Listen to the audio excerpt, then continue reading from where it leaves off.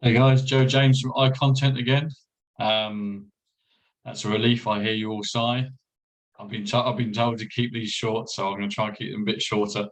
I've got a blog coming out this week. It was just discussing online how it can be confusing for some people. We have conversations with a lot of customers. They all have different levels of understanding of online, but it can be confusing because simply by the sheer number of channels and ways in which you can market a site, ways in which you can share information, different techniques, SEO, keyword research.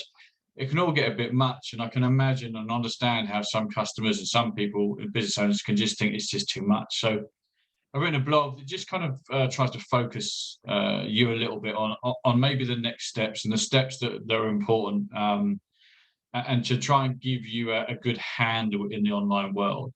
And to stop it being so fragmented and hard to get a sort of content and online marketing strategy on the way. So one of the things I talk about in the blog, and obviously I won't talk too much about this, is having one place, one goal, and that goal should be to drive traffic to your site. There are many businesses out there, probably business owners that will watch this video and say, well, no, hang on, I do all my stuff on Facebook and Facebook groups, and I don't even have a website. That's absolutely fine if it works for you. But the reason why we say direct them to your website, because if you can imagine your website's your shop, your primary marketing should be to drive people to that site.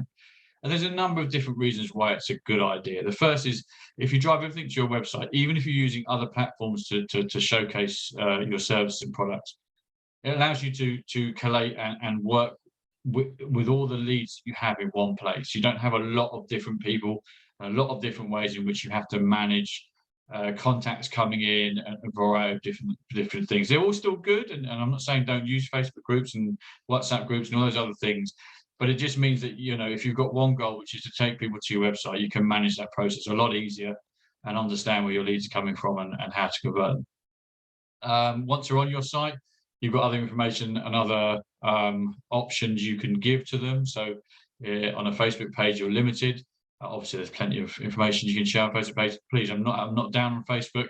It's a great marketplace, but I'm just talking about in your control. So you're also not constrained by Facebook's constraints and terms and conditions. So once they come to your site, you can then do and contact them and interact with them the way you want to, rather than the way someone else is asking you to. And using another platform, it makes the customer journey fragmented if you're trying to get it onto your website. And they're in your shop, they're in your place, they're in your with your brand voice and your brand information and your brand message, and therefore they can have a look around your shop and maybe interested in other services and products. So definitely not down all the channels, but my blog is really just to try and get you to understand the processes and steps, what's good, what things to focus on, and then the high level stuff, markup language, multi-domain, all the things that are all complex, they come later. Just get the house in order first, get a content strategy that has one goal, which is mostly to do with driving traffic to your site, and then you're able to manage your leads and your prospects and the customers on your site under your terms. I hope that helps and is informative. Hope you enjoy the blog, and I'll see you on the next one. Thanks, guys.